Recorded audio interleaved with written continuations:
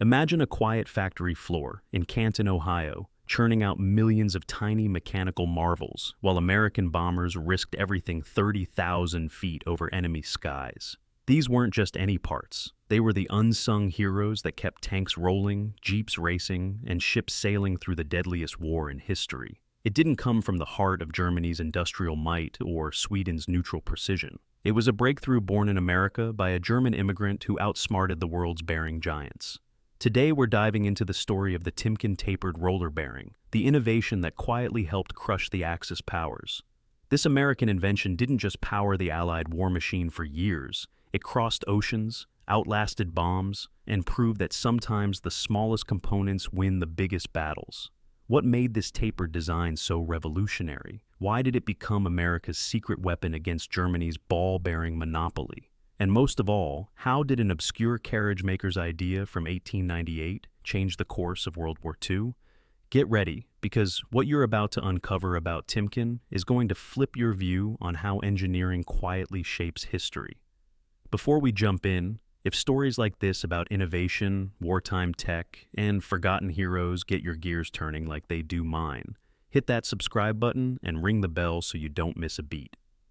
And if you want to back this deep dive research and help us unearth more tales from the machine age, consider joining as a channel member. Your support keeps these stories rolling. All right, let's crank up the engine on the Timken story. Fact 1. The raid that exposed the vulnerability. On August 17, 1943, at 30,000 feet above Schweinfurt, Germany, the lead bombardier in one of 230 B-17 flying fortresses peered through his Norden bomb sight as flak burst around the formation. Below, 5 factories cranking out nearly 2/3 of Germany's ball bearings emerged through the smoke haze. The German aviation industry alone gobbled up 2.4 million ball bearings a month. If this raid worked, the Nazi war machine could screech to a halt. But as bombs rained down and German fighters ripped into the bombers, a different story was unfolding back in Canton, Ohio, where American ingenuity was already producing something superior without a single shot fired. Fact 2. The immigrant who tamed friction. Friction is the invisible thief in every machine, turning motion into heat, wearing down parts, and wasting power. It's the enemy of efficiency. The man who vowed to conquer it? Henry Timken, a German immigrant born August 16, 1831, in Tarmstedt, Kingdom of Hanover. He arrived in the U.S. at age 7, settling in Missouri. As a teen, he apprenticed with a top carriage and wagon builder. By 24, he'd launched his own carriage factory in St. Louis. In 1877, he patented the Timken buggy spring, a hit that spread nationwide on royalty deals, making him a name in the industry and boosting his business. Fact 3. The birth of a better bearing. Around 1895, Timken zeroed in on friction woes in wagon wheels.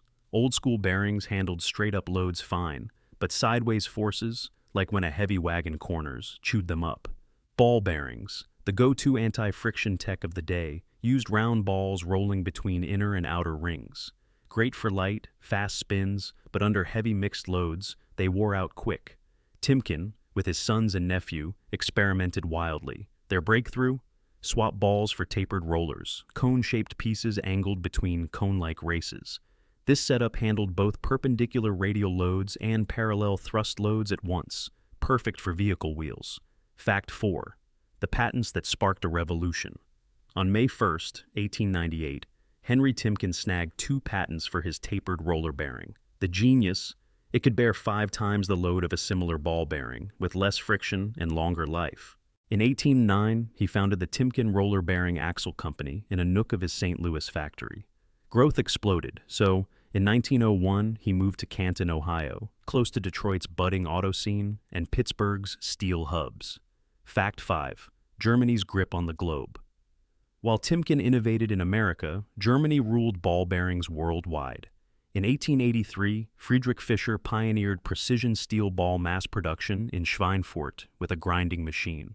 His outfit merged into Kugelfischer Georg Schaefer in 1909. Then came Swedish-German SKF, Svenska Kullagerfabriken, founded in 1907, exploding globally with branches in Germany, France, New York, Britain, and more by 1909. SKF became the planet's top bearing maker. Pre-Wettbewerb E, America imported most ball bearings from Germany thanks to their edge in metallurgy, precision, and market muscle. Fact 6. Lessons from the Old World. Henry Timken's trips to Germany in 1892 and 1895 gave him an edge. He saw Daimler and Benz's engines and cutting-edge bearings up close. Europe led in production, but Timken's tapered rollers aced heavy jobs like trucks, trains, and machinery where balls flopped. The secret? Line contact spread loads wide, not pinpoint like balls, slashing wear. Fact 7. Dominating the home front.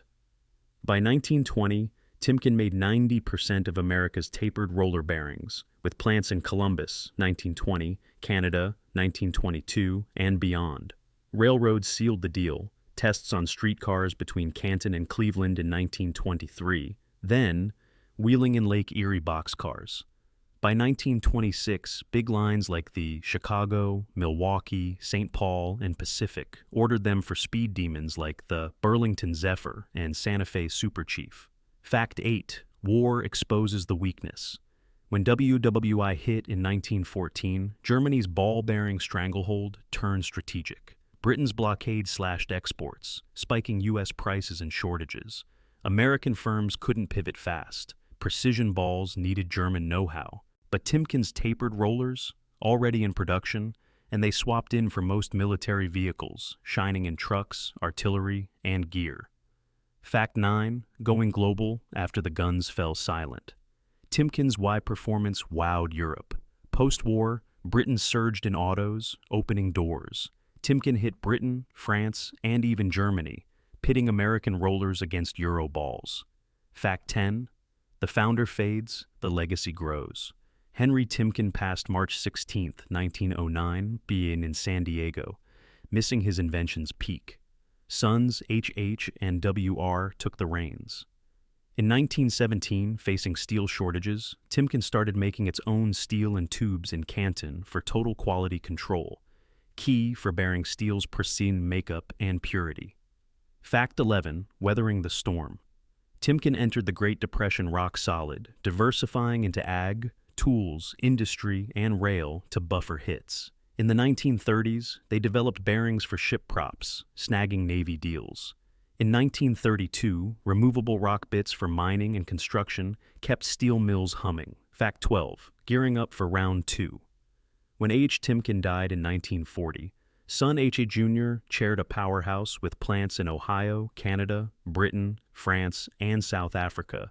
Thousands employed, bearings everywhere. Then World War II erupted. But hold on. If Timken was this unstoppable force, how did it tie into those deadly Schweinfurt raids?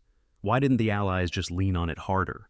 Stick around to the end, because the twist will blow your mind. And if you've got a hunch already, drop it in the comments now. Fact 13. Pinpointing the choke point. By 1943, Allies pegged ball bearings as Germany's Achilles heel. Armaments Minister Albert Speer warned Hitler in 1942 that Schweinfurt's plants were make or break. The town housed 4 complexes producing half of Germany's output. Kugelfischer's massive north site with 11,700 workers, plus forced labor, Fichtel and Sachs Southwest, and SKF's VKF factories. Fact 14. The high-stakes gamble. British Air Marshal Arthur Harris scoffed at panacea targets like bearings. RAF couldn't hit factories at night, but the U.S. 8th Air Force bet on daylight precision. August 17, 1943, 376 B-17s targeted Schweinfurt and Regensburg. Disaster. 60 bombers down, 102 killed, hundreds captured or interned. Gunners claimed 288 kills. Real Luftwaffe losses, 25 to 35. Fact 15. The temporary dent. Bombing slashed output. 140 tons in July to 69 in August, 50 in September, a 64% drop. October 14th's Black Thursday raid, 60 of 229 B-17s lost, 26% gone. Unsustainable without P-51 escorts. Fact 16. Why it didn't break them. Speer admitted concentrated raids could have crippled production in months. But Germany survived via stockpiles, months of buffers. Imports, Sweden's KF filled 10%, rising. Allies later bought them off for 88 million kroner, And swaps, redesigns to plain bearings, bushings, higher maintenance but doable. Fact 17. The Homefront Heroics. While skies burned over Schweinfurt, U.S. factories innovated. Timken ramped up, opening plants like Canton Ordnance, 1941, 80,000 gun tubes, Zanesville, 1943. Output doubled peaks. Stats. Every Jeep, 660,000 made, used 24 Timken bearings, over 15.8 million just for them. Trucks, tanks, artillery, planes, ships, all rolled on Timken. Fact 18. Why rollers ruled. Advantages: load handling. Tapers aced mixed radial thrust like tank tracks. Durability: line contact versus ball's point, less stress. Adjustability: preload for wear, balls were fixed. Self-sufficiency: Timken's vertical integration, no import reliance. Fact 19. The physics edge. Contact mechanics, balls touch at points, tiny ellipses under load, high stress. Rollers, lines, rectangles, spread stress. Load share, rollers even it out, balls uneven. Heat, bigger area cools better. For war's grime and shocks, unbeatable. Fact 20. Germany stuck in the past. They knew rollers but were ball-locked. Retooling wartime, impossible. Hey friends, huge thanks for sticking with this epic tale. If you dig this kind of historical deep dive and want to fuel more, grab my new ebook, The Unsung Machines of Victory.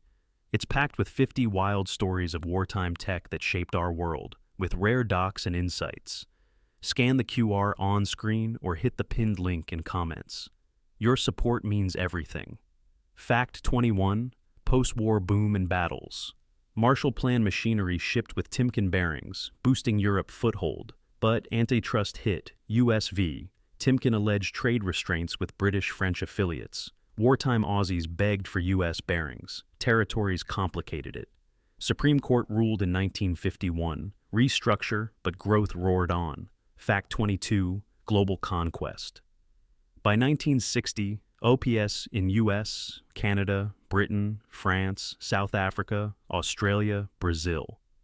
1974, Japan sales. 1970s, 80s, Italy, Korea, Singapore, Venezuela.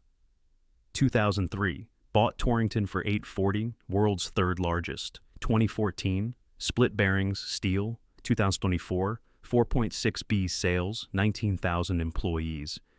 45 countries. Fact 23, still king.